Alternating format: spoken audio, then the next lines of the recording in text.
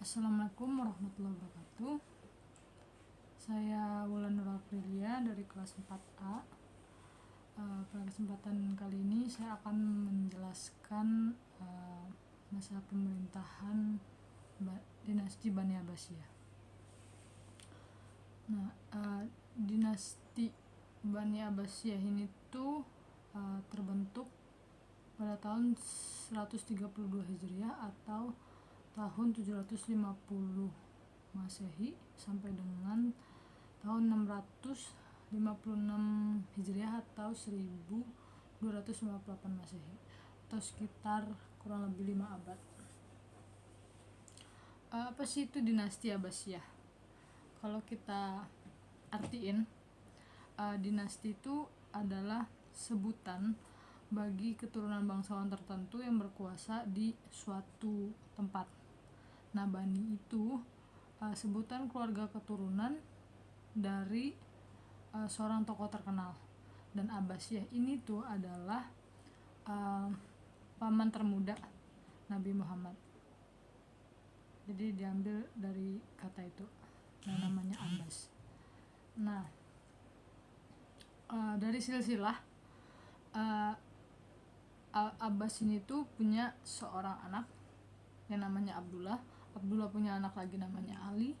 Terus si Ali ini punya anak lagi, anak pertama namanya Muhammad.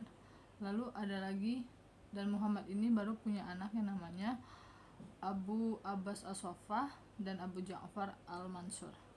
Dan dua orang yang terakhir inilah itu dua khalifah pertama di zaman dinasti Bani Abbasiyah ini. Lalu gimana sejarah terbentuknya dinasti Bani Abbasiyah ini?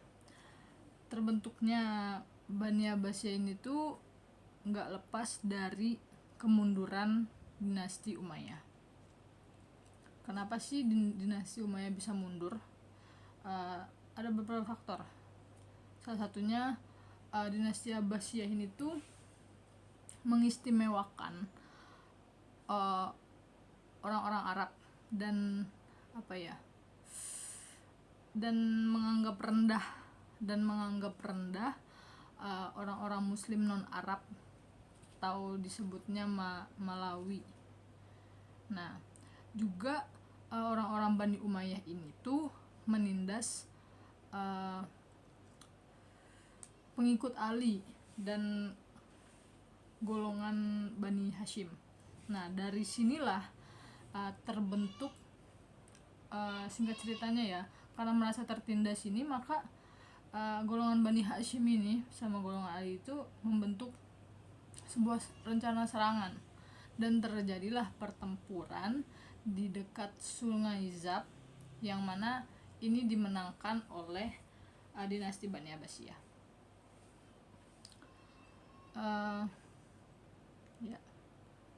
Dan pada saat itu Khalifah Marwan, itu khalifah terakhir dari Bani Abbasiyah ini tuh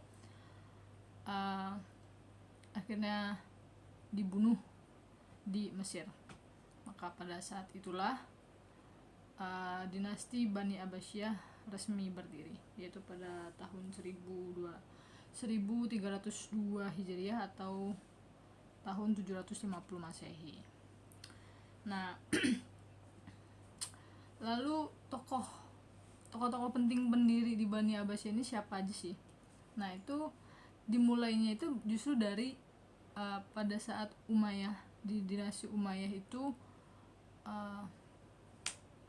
sedang berdiri, lagi berdiri gitu. Jadi ini tuh banyak pemberontakan dari awal sampai akhirnya tuh berhasil gitu. Dimulai dari Ali bin Abdullah bin Abbas. Ini anaknya Abdullah tadi. Setelah Abbas kan Abdullah. Ini anaknya Abdullah tadi. Dimulai dari Ali tadi sampai ke anaknya lagi Muhammad, lalu diteruskan oleh Ibrahim Al-Imam. Nah, Ibrahim Al-Imam ini tuh ketangkep dan dibunuh di Mesir, kalau nggak salah, di Mesir oleh Raja Marwan ini. Nah, Setelah itu diteruskan lagi oleh Abu Muslim al-Khurasani.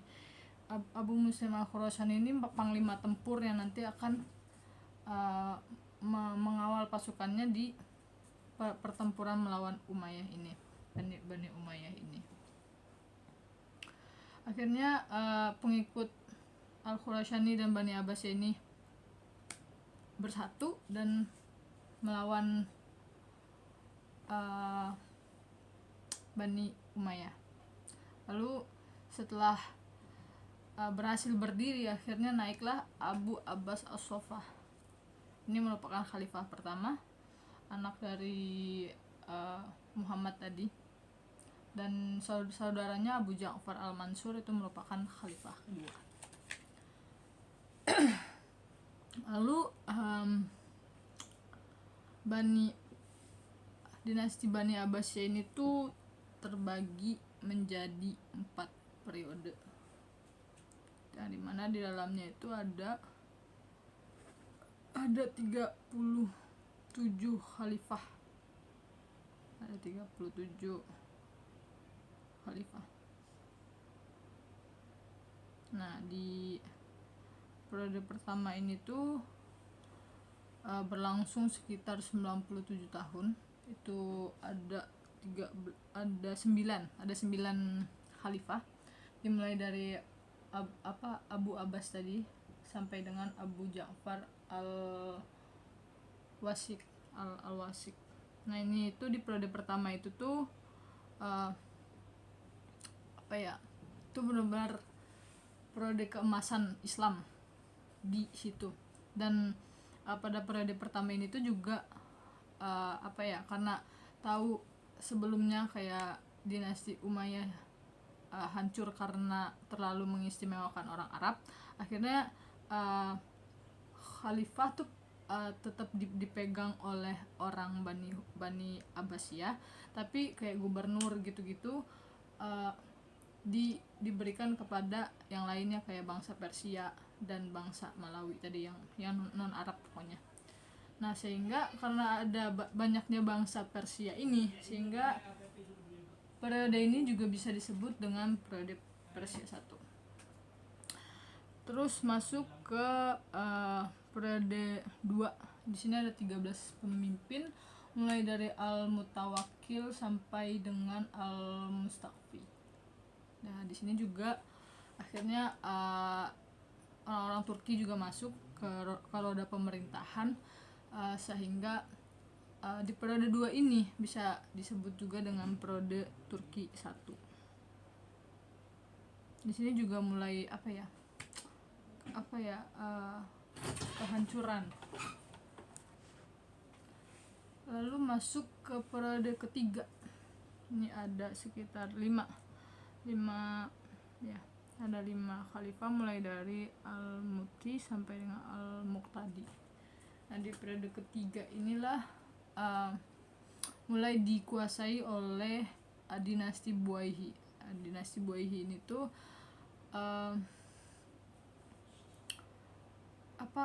pengikut ajaran aliran Syiah yang berkembang di Laut Iran. Jadi di periode ketiga ini mulai masuk Bani Buwayhi, yang nantinya di periode keempat dikalahkan oleh Bani Saljuk. Nah, di periode keempat ini berlangsungnya cukup lama, 164 tahun. Dan di sini ada 10 khalifah, mulai dari Al-Mustazir sampai dengan Al-Mustaqsim. Nah, di sini tuh bangsa Saljuk itu udah masuk. Bani Saljuk ini tuh keturunan bangsawan Turki.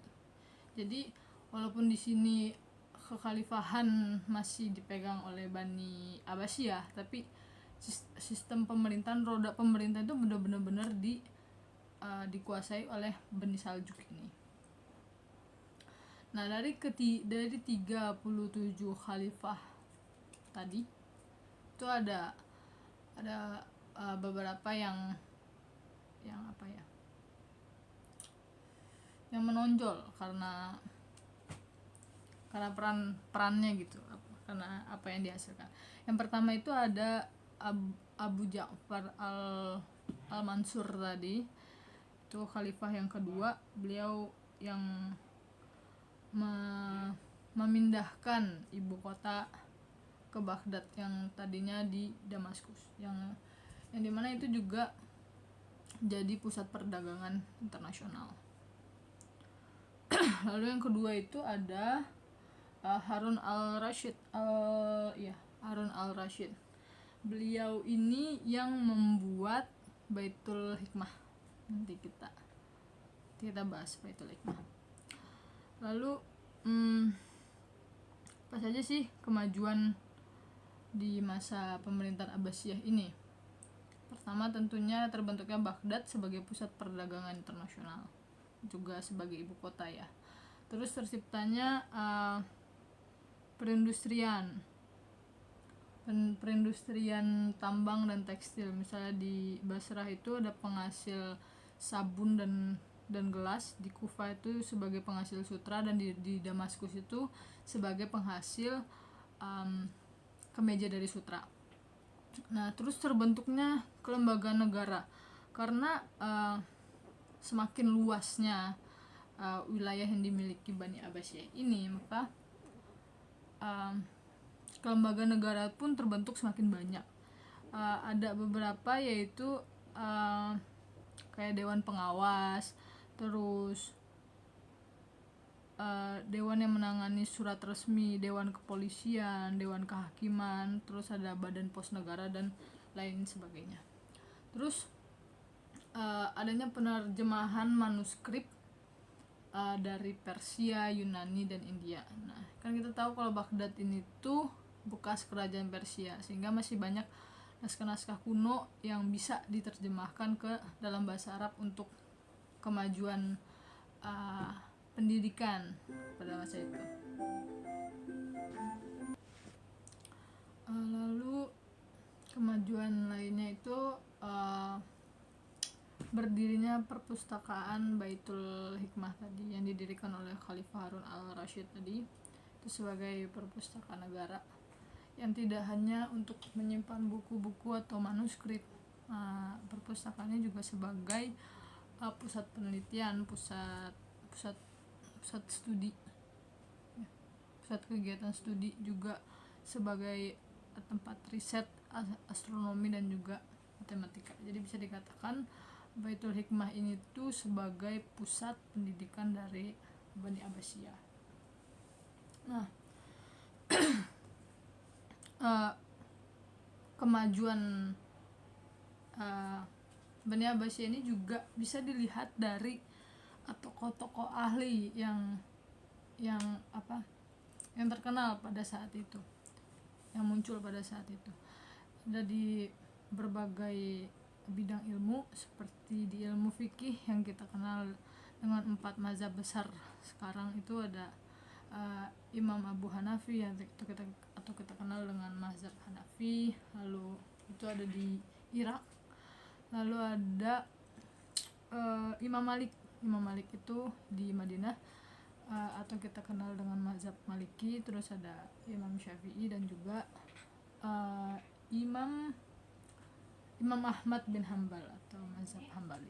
Terus di bidang ilmu hadis ada Imam Al-Bukhari, ada Imam Muslim, Ibnu Majah, sampai dengan Imam Baihaqi.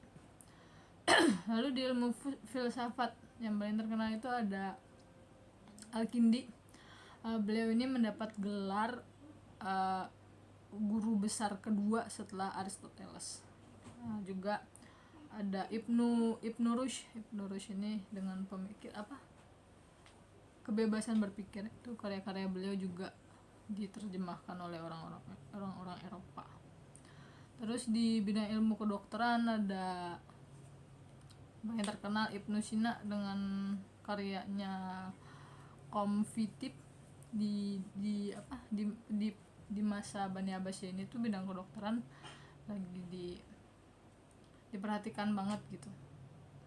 Itu dapat kita lihat dengan berdirinya sekolah tinggi kedokteran Yudispur dan Haran.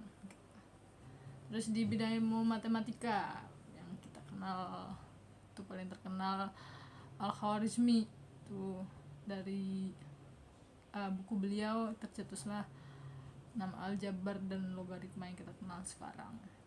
Terus di astronomi ada Al-Batani, dan di ilmu tasawuf yang paling terkenal yang kita kenal itu Imam Al-Ghazali. Lalu yang namanya kemajuan pasti ada kemunduran, suatu dinasti pasti bakal mundur juga pada akhirnya, bakal hancur juga. Apa sih faktor yang membuat dinasti Abbasiyah ini itu mengalami kehancuran? Itu ada faktor internal dan juga faktor eksternalnya. Kayak faktor internal itu persaingan antar bangsa, terus kehidupan mewah di kalangan penguasa, adanya kemerosotan ekonomi karena banyaknya konflik internal sehingga menguras kas negara ya. Terus ada juga konflik keagamaan karena di sini tuh aliran Syiah, Muawiyah, Al-Khawarij itu sama-sama ingin mendominasi semuanya. Terus muncullah dinasti-dinasti kecil sebagai akibat perpecahan sosial berkepanjangan. Nanti bakal banyak dinasti lain kayak dinasti Fatimiyah, Mamluk dan sebagainya gitu. Nah, faktor eksternalnya apa sih? Karena orang Kristen, orang Eropa merasa adanya kesempatan untuk ngancurin Bani Abbasiyah ini. Salah satunya itu karena faktor kehancurannya itu karena perang salib, itu perang antara umat Muslim dan umat Kristen untuk memperebutkan Yerusalem pada saat itu. Karena perang ini juga akhirnya adanya berdampak ke dinasti Bani Abbasiyah ini.